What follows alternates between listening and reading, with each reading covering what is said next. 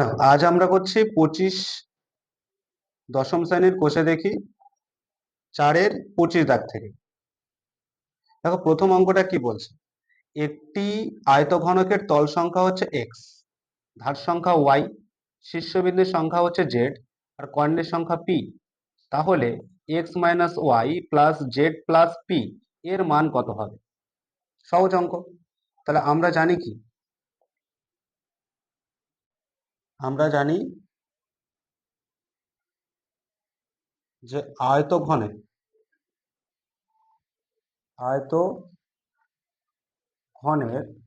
তল, তাহলে আয়তঘনের তল কয়টা হয়? 6টি। আর আয়তঘনের ধার, তাহলে আয়তঘনের ধার কয়টি? 12টি। আর আয়তঘনের শীর্ষবিন্দু, শীর্ষবিন্দু কয়টি থাকে? শীর্ষবিন্দু 8টি। আয়তঘনের কর্ণ, তাহলে কর্ণ থাকে কয়টি? কর্ণ থাকে হচ্ছে 4টি। এবার আমাদের বলতেই পারি তো যে আমাদের বইতে যখন দেওয়া রয়েছে তল সংখ্যা সমান এক্স, তাহলে এক্স সমান সমান 6। আবার ধার সংখ্যা বলেছে দেখো ওয়াই, তাহলে ওয়াই সমান সমান আমরা বলতে পারি 12। আবার শীর্ষবিন্দুর সংখ্যা বলেছে জেড, তাহলে জেড সমান সমান আমরা বলতে পারি 8। আর কর্ণ বলেছে, তাহলে কর্ণ হচ্ছে কত? পি, তাহলে পি সমান সমান আমরা বলতেই পারি 4। এবার আমাদের অঙ্কটাই কি বলেছে, X minus Y plus Z plus P এর মান কত হবে? তাহলে আমরা দেখো এক্স এর মান কত বেরোচ্ছে 6, তাহলে এখানে 6 বসাই। ওয়াই এর মান কত? 12। জেড এর মান কত? 8। পি এর মান কত? 4। তাহলে আমরা দেখো যোগ করি, 6 আর 4 যোগ করলে কত হচ্ছে? এখানে 14, 14 আর 4 18। 18 মাইনাস 12, তাহলে এর থেকে বিয়োগ করলে 6, তাহলে এর মান বেরোবে কত? 6। দেখো 2-এর দাগের অঙ্কে কি বলছে, দুটি আয়তঘনের মাত্রাগুলির দৈর্ঘ্য যথাক্রমে 4, 6, 4 একক, এবং আরেকটার বলে দিয়েছে 8 আর 2h-1 2 একক। যদি আয়তঘন দুটির ঘনফল সমান হয় তাহলে এইচ এর মান কত? তাহলে এইটা দেখো, আমাদের এই যে মাত্রা মানে কি, আমাদের আয়তঘনের 3 মাত্রা হয়, দৈর্ঘ্য, প্রস্থ, উচ্চতা। তাহলে এর যে আয়তন হবে আর এইটার আয়তন দুটো সমান, তাহলে আমরা এই দুটোর আয়তন সমান করে দিলে এইচ এর মান এখান থেকে বেরিয়ে যাবে।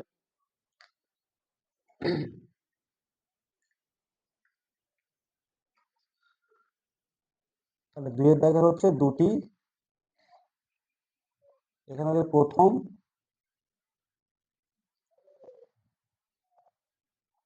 আয়তঘনের আয়তন। তাহলে আয়তনের সূত্র কি?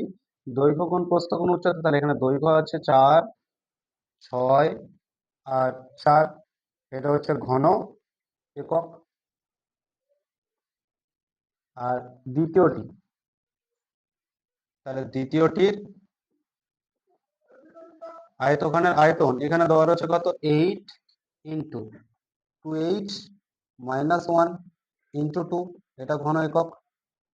এবার দেখো আমাদের বলেছে দুটোর আয়তন সমান, তাহলে দুটোর আয়তন যদি সমান হয় তাহলে আমরা 8 ইন্টু 2h-1 ইন্টু 2 সমান সমান 4 ইন্টু 6 ইন্টু 4, এই দুটোকে সমান বলতে পারি।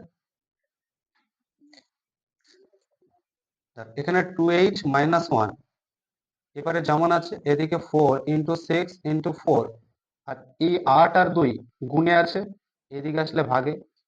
তাহলে 4 দিয়ে কাটলে 4 দুগুণে 8, 2 দুগুণে 4, 2 2 কেটে গেল।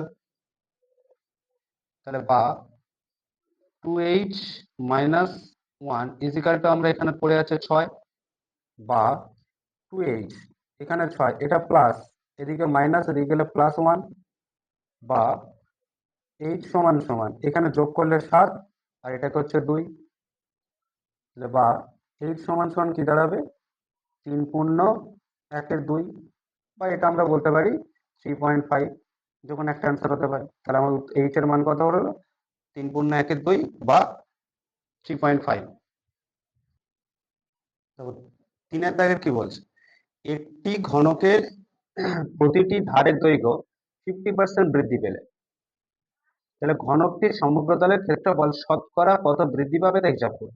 তাহলে ঘনকটির একটি ধারের দৈর্ঘ্য কত জানি না, সেটাকে ধরে নেব, তার সমগ্র তলের ক্ষেত্রফল বের করব, তারপরে সেখান থেকে দেখো তার 50% বাড়বে, তাহলে আগে যা ছিল তার 50% বৃদ্ধি করে তার ক্ষেত্রফল বের করব, কতটা ক্ষেত্রফল বৃদ্ধি পেয়েছে সেটাকে আমরা যোগ বিয়োগ করলে বেরিয়ে যাবে। তাহলে আমরা ঘনকটির ধারের দৈর্ঘ্য জানি না, তাহলে আমরা ধরে নিতে পারি, ধরি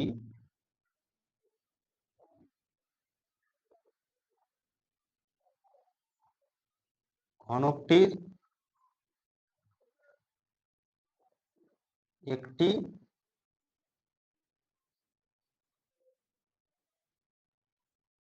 বাহুর দৈর্ঘ্য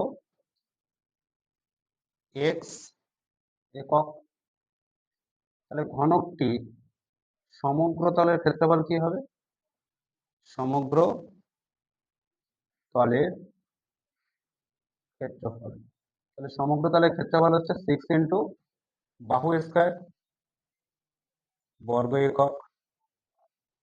এবারে বলেছে দেখো বাহুর দৈর্ঘ্যটাকে 50% বাড়ানো হয়েছে, তাহলে বাহুর দৈর্ঘ্য 50% বাড়ালে নূতন বাহুর দৈর্ঘ্য কত হবে, নূতন বাহুর দৈর্ঘ্য হবে, আগে ছিল এক্স, তার উপর বৃদ্ধি পাবে, তাহলে এক্স প্লাস এক্স এর কত পার্সেন্ট, 50%, তাহলে 50/100, এটা একক। তাহলে এখান থেকে কাটো, 50 একে 50, 50 দুগুণে 100, তাহলে এক্স প্লাস, তাহলে এক্স এর সাথে একের গুণ করলে এক্স, নিচে 2, লসাগু করো 2, এখানে 2 এর সাথে ডিরেক্ট গুণ হয় 2x প্লাস 2 দিয়ে কেটে গেলে x সমান সমান 3x/2 একক। তাহলে ক্ষেত্রফলটা কত হবে, তাহলে নূতন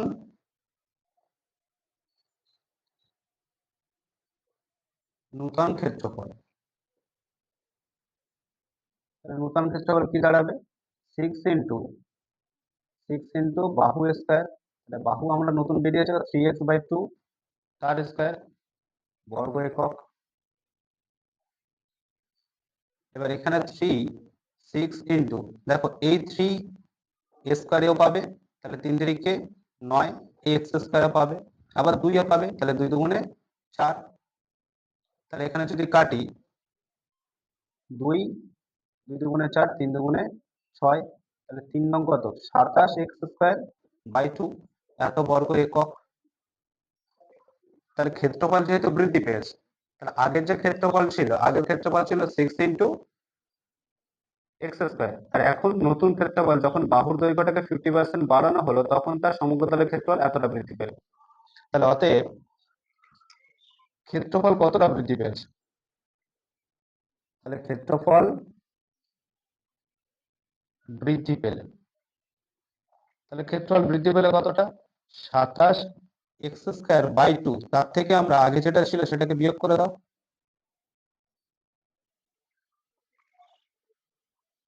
লসাগু করো 2, 2 এর সাথে 2 কেটে গেলে 27x² মাইনাস 12x², 6 দুগুণে 12, ডিরেক্ট গুণ হয়ে যায়, তাহলে 27 থেকে যদি 12 বিয়োগ করো 15, তাহলে 15x²/2 বর্গ একক। এবার আমার বলেছে অঙ্ক কি চেয়েছে, অঙ্ক চেয়েছে ক্ষেত্রফল শতকরা কত বৃদ্ধি পাবে, তাহলে অতএব আমরা বলতে পারি ক্ষেত্রফল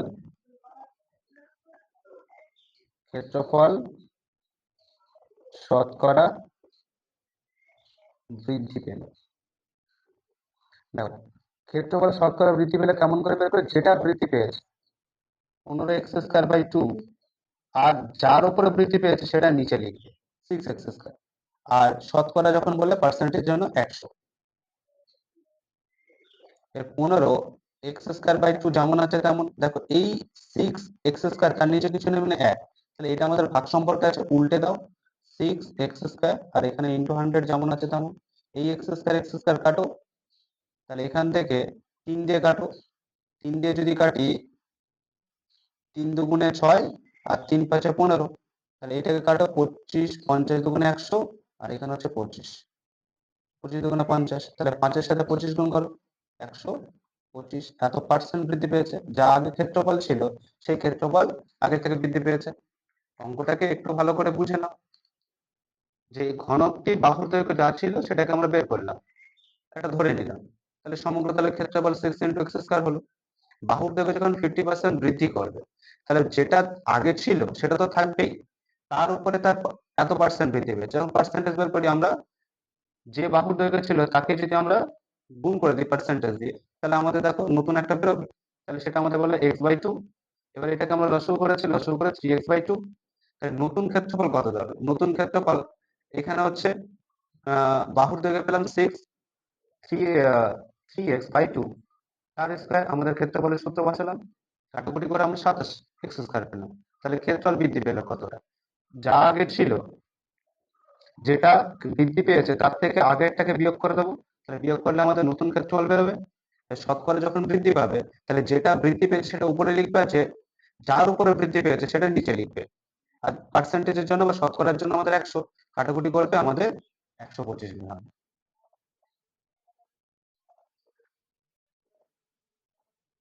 চারের অঙ্কটা কি বলছে? 3টি নিরেট ঘনক যাদের প্রত্যেকটি ধারের দৈর্ঘ্য 3 সেমি, 4 সেমি, 5 সেমি, এর ঘনক 3টিকে গলিয়ে একটি নতুন নিরেট ঘনক তৈরি করা হলো। নতুন ঘনকটির একটি ধারের দৈর্ঘ্য কত হবে হিসাব করে। এরকম মনে করো 3টে ঘনক রয়েছে, এরকম 3টে ঘনক, এই 3টে ঘনক গলিয়ে একটা বড় ঘনক তৈরি করা হবে। তাহলে এই 3টে ঘনকের যা আয়তন আছে, এই বড় ঘনকের আয়তন তাই হবে। আমার চেয়েছে কি, এই যে বাহুর দৈর্ঘ্য গুলো রয়েছে সেই বাহুর দৈর্ঘ্য কত হবে। তাহলে আমরা আগে বের করবো 3টি ঘনকের টোটাল আয়তন কত। টোটাল আয়তন গুলোকে বের করে, তাহলে আমাদের এর বাহুর দৈর্ঘ্যটাকে আমরা ধরে নেব। তাহলে এর একটা আয়তন ধরে নিয়ে পাবো, তাহলে এইটার সাথে এটাকে সমান করে দিলে আমাদের সহজে উত্তরটা বেরিয়ে যাবে। তাহলে আমরা ধরে নিতে পারি, ধরি বড় ঘনকটি একটি বাহুর দৈর্ঘ্য x সেমি। তাহলে বড় ঘনকের আয়তন কি হয়? তাহলে আয়তনের সূত্র হচ্ছে বাহু কিউব, এত ঘন সেমি। 3টি ঘনকের মোট আয়তন, ছোট 3টি ঘনকের, 3টি ঘনকের মোট আয়তন। 3টি ঘনকের প্রথমটি আছে কত? 3। তাহলে আমাদের বাহু কিউব, আবার প্লাস যোগ করে দেবো, 3টেকে যোগ করে দেবো। তারপর একটা হচ্ছে 4 কিউব, তারপর একটা +5 কিউব, এটা হচ্ছে ঘন সেমি।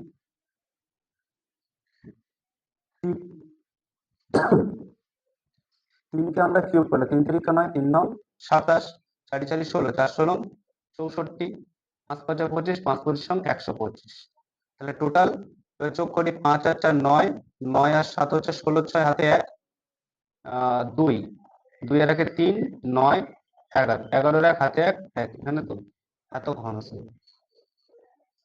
তাহলে 3টি ঘনক গলিয়ে যে বড় ঘনক তৈরি করা হবে, এই 3টি ঘনকের মোট যে আয়তনটা বেরোলো সেটা হচ্ছে আমাদের 216 ঘন সেমি। দেখো এই 3টি ঘনকের আয়তন বেরোলো, আর আমরা একটা ধরে নিয়ে পেয়েছিলাম এটা। তাহলে এই ঘনকের আয়তন আর এই ঘনকের আয়তন সমান হয়ে যায়। তাহলে আমরা প্রশ্ন অনুসারে বলতে পারি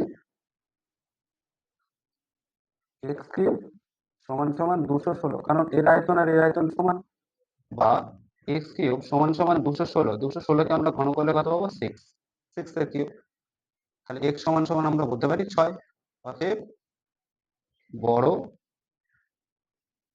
ঘনকটির আয়তন, আয়তন না দৈর্ঘ্য, বড় ঘনকটির দৈর্ঘ্য 6 সেমি।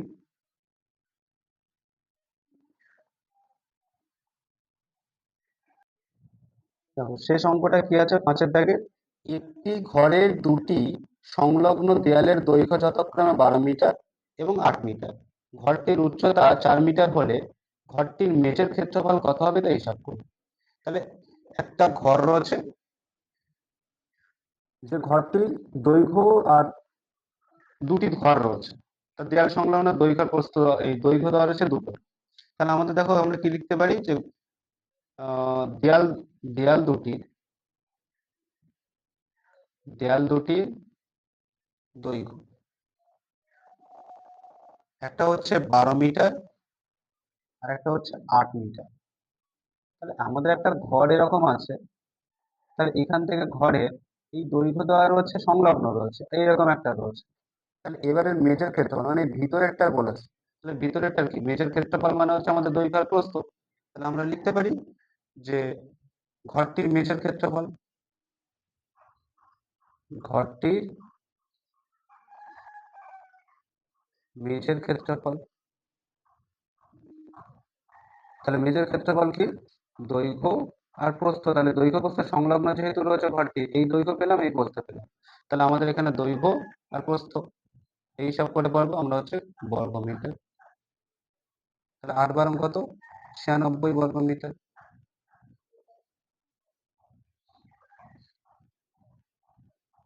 ঘরটির দৈর্ঘ্য পেয়ে যাচ্ছি, এখান থেকে আমরা ঘরটির মেজর ক্ষেত্রফল সহজে নিয়ে নিলাম।